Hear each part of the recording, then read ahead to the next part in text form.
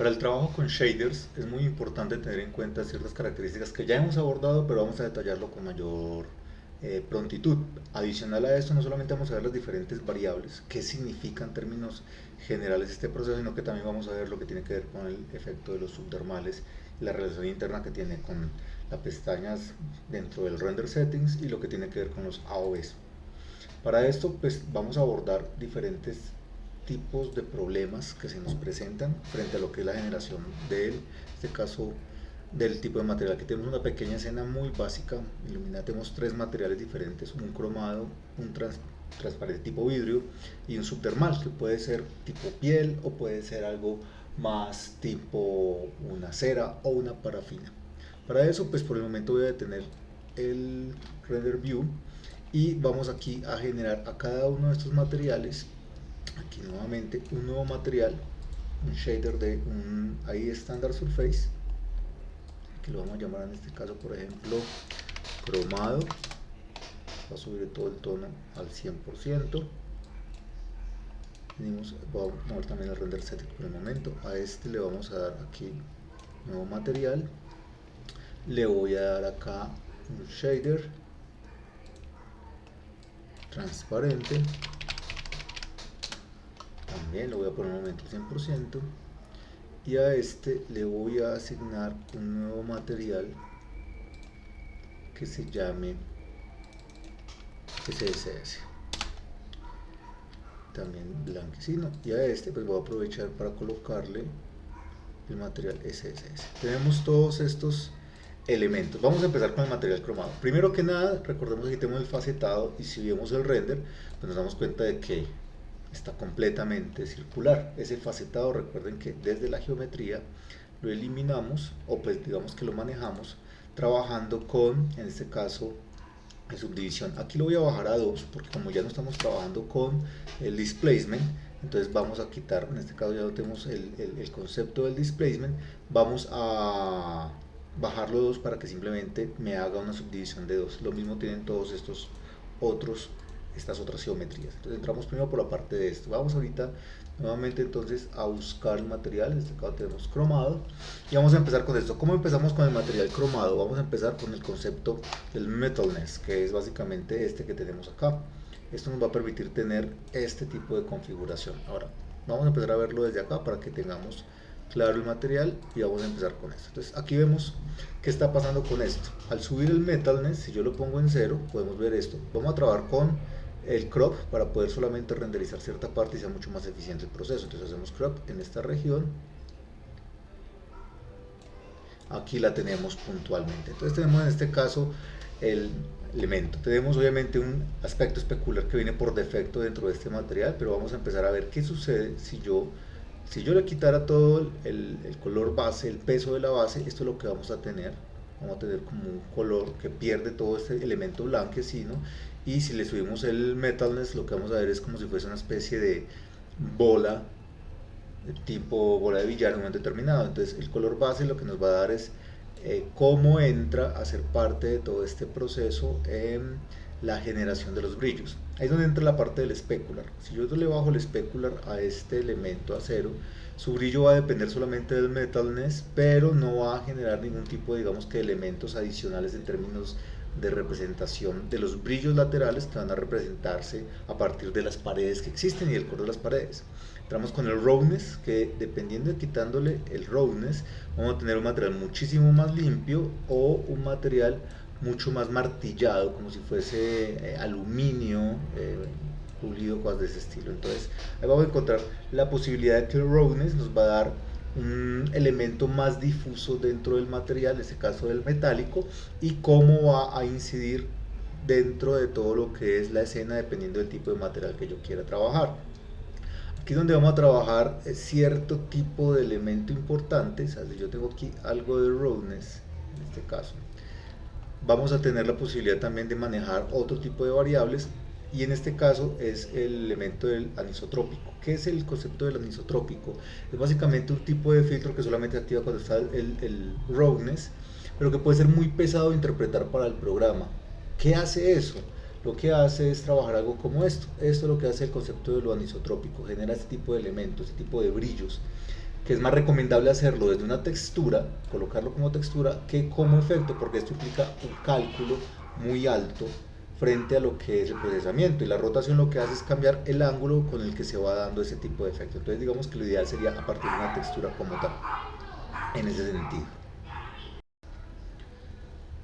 Entonces esto nos define las características de lo que sería el concepto global del elemento cromado, por decirlo así, que es muy importante tenerlo en cuenta porque obviamente va a tener características que ya hemos estado pues trabajando a partir de lo que es el juego con la iluminación. Aquí tenemos la iluminación con un sampleo más o menos alto, lo que nos va a dar que el resultado sea muy limpio, y lo mismo con el point light, tenemos también un sampleo alto. Todo esto nos va a permitir de otra manera jugar mucho con esas características, y sobre todo aquí vienen como efectos importantes. Si yo llego y acá en las luces voy a apagar por ejemplo el efecto especular, esto es lo que estaría sucediendo. O sea, al quitarle el efecto especular, pues obviamente queda la iluminación global de la escena, pero no los brillos que me genera este efecto. Entonces yo puedo ir jugando con esto si quiero mayor o menor brillo dentro de lo que estamos planteándonos con los diferentes tipos de elementos. O sea, si yo trabajo también el point light y le digo acá que el efecto especular se desaparezca, sigue iluminando, o sea, el efecto difuso, la rebote de las luces que va a haber en el efecto de ambiente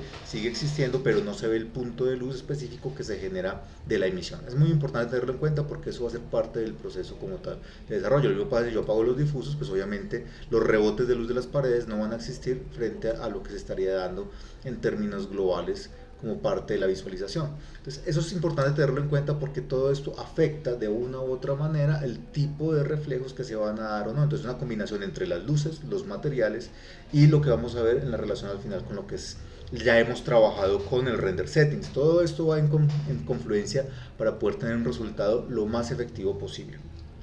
Bajo esta lógica vamos a continuar entonces con el siguiente elemento, que sería el de este material de acá, que sería la transparencia. Entonces vamos a hacer un cropeo acá de este material. Voy a hacerlo acá, voy a seleccionar este material, hacerle un crop. Voy a desactivarlo acá y lo voy a hacer desde acá arriba. Este crop. Perfecto. Entonces en este punto, ¿qué es lo que vamos a hacer? Con este material lo que vamos a hacer es empezar aquí a través del concepto de transparencia. Primero que nada, vamos a tomar en cuenta que el efecto, para este efecto vamos a necesitar pues un elemento especular y vamos a necesitar un elemento de transmisión. Cuando nosotros tenemos un elemento de transmisión, si yo lo subo al 100%, este es el efecto que nos está dando. Nos dan una especie de brillo, pero ya no podemos trabajar sobre el base, que es importante tenerlo en cuenta. ¿Por qué? Voy a bajar inicialmente este y voy a bajar el weight de la base si yo quiero tener o no más oscuridad frente a lo que es el material, el color base. ¿Sí? Si yo le activo la transmisión, aquí empiezo a tener diferentes perspectivas frente a lo que es el tipo de respuesta que va a tener este brillo o este material frente a otros, digamos que elementos del entorno. Aquí es donde entramos con varias cosas como a tomar en cuenta. Primero que nada, pues obviamente no vamos a activar nada del color base, no nos interesa que tenga, porque si le hacemos el metalness, lo que vamos a hacer es otro esfera tipo brillante, como la tenemos atrás, ¿cierto? Con cierto grado de rugosidad, en este caso del specular. Vamos a bajarle esto. Lo que vamos a hacer con el specular es, vamos a reducirle, digamos que la rugosidad, entre más digamos que limpio queramos el vidrio que estamos desarrollando, mayor es el nivel de rugosidad que vamos a manejar. Aquí viene el índice de, digamos que, el índice de refracción. El índice de refracción tiene que ver con digamos que el tipo de material que tenemos que trabajar.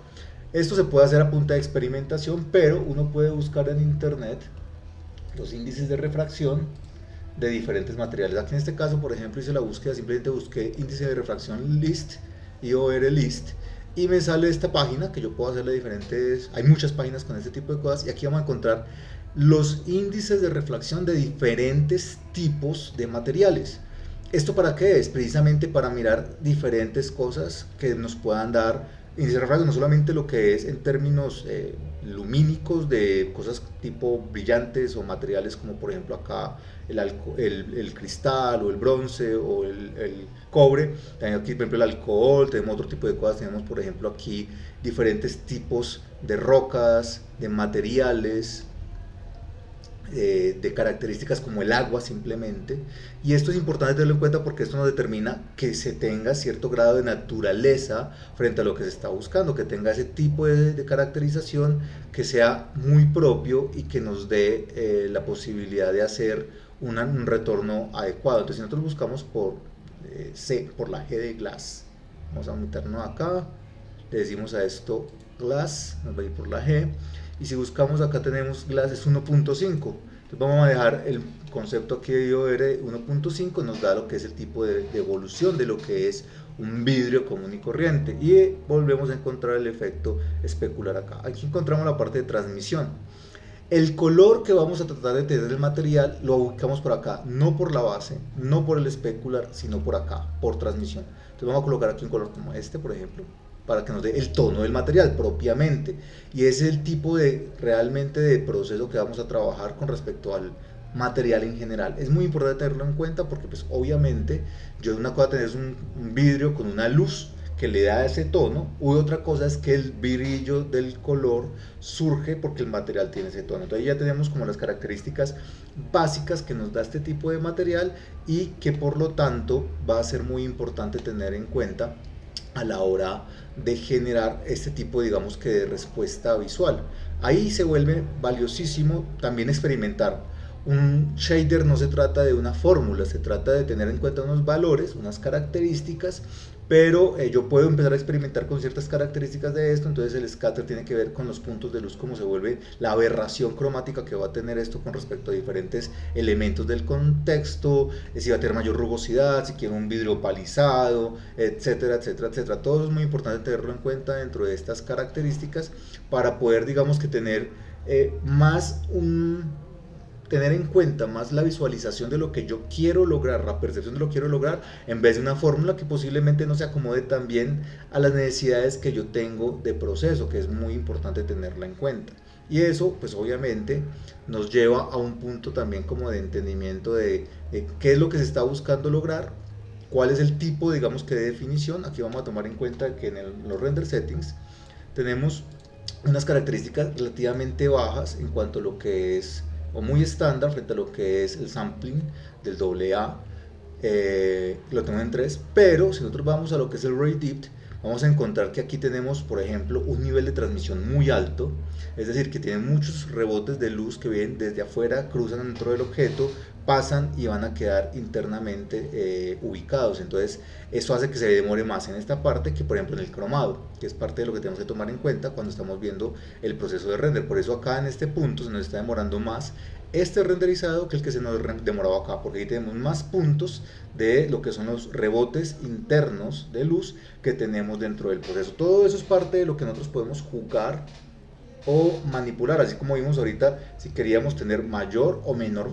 énfasis de lo que es el especular, o si queremos a trabajar de eso dentro de las luces. Por ejemplo, si yo aquí en el area light ubico y digo que ya no quiero emitir difuso o emitir especular, todo eso va a incidir sobre esto y va a afectar los rebotes de luz que tenga en este sentido. Entonces aquí ya tenemos otro elemento como tal. Vamos al siguiente, va a ser un crop, aquí voy a volverlo a prender de esta área, y a este es el que le vamos a trabajar el concepto del subdermal. ¿Qué implica esto? Obviamente aquí no vamos a necesitar, digamos, tanto pensar en el concepto del base, que es el que está ahí, y vamos a ver cómo se hace este prueba para que no se vea la sombra. Ya vamos a ver que dentro de este objeto, propiamente del shape, tengo acá donde dice subdivisión, encima está este SSS set name. Le voy a borrar por el momento este share y vamos a ver que tanto este como este tenían este elementico, el share SSS, que es compartir el subdermal surface. Y lo que va a pasar en términos prácticos es que se va a generar como aquí una sombra, como lo pueden ver. Esta sombra que se está generando ahí, o la división perceptible, es porque no están compartiendo el concepto de lo subdermal. Ya vamos a ver qué implica esta para evitar este corte. Ahora, miremos acá en el CSS que vamos a trabajar con este. Vamos a empezar con el color base. Yo puedo trabajar acá tanto de eso como dentro del color del subdermal. Pero entonces vamos a trabajar aquí, va a tener activo parte de lo que es el especular. Vamos a tenerlo en cuenta. Es importante, no va a tener nada de transmisión, no nos interesa. Sí va a tener este elemento que es brillo, sheen, también alguna parte, en algún concepto, entre más brillo, más acicalado va a ser, más cercano, y entre más especular, más cercano a una parafina y menos a una piel va a estar. Aquí tenemos el subsurface, lo voy a aplicar al 100% y tenemos entonces dos elementos. El color del subsurface, si yo quiero tener un tono de color, entonces vamos a empezar a pensar en tonos que se acerquen, digamos, a un tono cualquiera que yo esté buscando, más brillante, menos brillante. Este tipo de material va a afectar a ambos elementos al tiempo. Por el momento voy a ocultar esta esfera, ya para que se mueva más rápido este render y podamos ver con mayor facilidad el resultado final. Entonces digamos que aquí estamos viendo en que el color está en esta zona. Tenemos aquí un especular alto. El roughness normalmente es un poco alto. ¿Para qué? Para darle una sensación, digamos que difusa de los golpes de luz internos que tendría todo este proceso. Tendríamos en sheen también un valor alto. ¿Qué tan alto queremos el roughness? Eso todo depende de lo que queramos. En el radius vamos a trabajar un tono, digamos que un valor diferente, que puede ser un tono más claro, puedo hacerlo con blanco, o si ya quiero jugar con algo específico, otro tipo como de emparafinamiento, cosas por el estilo. Esto es lo que nos daría, y nos daría pues como una capa. Esta es precisamente la capa subdermal que estaría trabajándose internamente, y aquí tenemos el tipo, pues digamos que de construcción o integración que haría entre estos dos tonos. Si yo quiero trabajar un poco más los tonos verdosos o azules que normalmente trae la piel por debajo debido al color de las venas que se estarían, digamos, cruzando, todo esto ayuda pues obviamente con una textura, y si a eso le sumamos un mapa de desplazamiento, pues empezamos a trabajar elementos como las venas y como todo ese tipo de detalles de una manera mucho más clara, muchísimo más práctica, y ayuda muchísimo a entender, digamos, que esas características. Eso es importante. Como tenemos aquí, entonces vemos que es sheen, subsurface, specular y base. Tenemos todas las características del material como queremos. Ven que no tocamos absolutamente nada de estos valores, no los tocamos de esta manera para que no haya ningún tipo de, digamos, que de problema. Si yo quiero trabajar, también puedo jugar con el índice de refracción para que se vea como más una parafina, como lo estamos viendo acá. Y aquí es donde vemos la parte del render. Nosotros tenemos que mirar aquí en los AOVs, que eso lo vamos a ver después, cuáles pases de render vamos a crear para crear, digamos, que el montaje de la piel. Aquí tenemos que tomar en cuenta que tendríamos que elegir el sheen, el specular, el SS direct y el SS indirect. No diría, pero aquí ya está el SS, sí, pero esto nos permite separarlo y jugar con esto para lograr más o menos efectos una vez hagamos la propuesta en el compo como tal, puede ser en After o en Neo. Ahora volvemos a lo que es la esfera, y aquí en la esfera vamos a decirle, entonces vamos a esperar que termine de hacer este render. Voy a hacer un snapshot, y lo que vamos a trabajar con esto es para poder ver cómo cambia, digamos, aquí este corte que estamos logrando evidenciar de manera mucho más clara, cómo cambia cuando le colocamos el Shear SSS, que es básicamente el del subdermal, y eso cómo va a impactar finalmente en el proceso de representación. Si yo voy a trabajar cosas como por ejemplo un parafinado, que yo quiero que esté y no me tengo que modelarlo, sino que lo hago por partes de una vela, y quiero que tenga pues como una gota que esté removiendo, no tenga que estar haciendo todo necesariamente, no tengo el ZBrush a mano, entonces tengo que hacerlo por aparte y quiero trabajar de manera. Entonces aquí voy a guardar este snapshot. Lo que voy a hacer es aquí a esta esfera escribir Shear SSS, Enter, y a otra esfera le voy a colocar también Shear SSS. Eso a los materiales, a los objetos, no es el shader, es el objeto el que nos estaría aplicando compartir eso en términos generales. Entonces esto nos ayuda también a generar otro tipo de valor. Aquí vamos viendo que no se genera esa sombra, que pareciera que es parte de un elemento continuo. Entonces es decir, que es como si le hubiéramos eliminado el generar el self shadows, pero pues obviamente aquí no estamos hablando de sombras, sino que están compartiendo como esta condición. Ayuda a que se empareje un poco más y nos da un poquitico de detalle más similar a lo que estamos buscando en este tipo, digamos, que de uniones.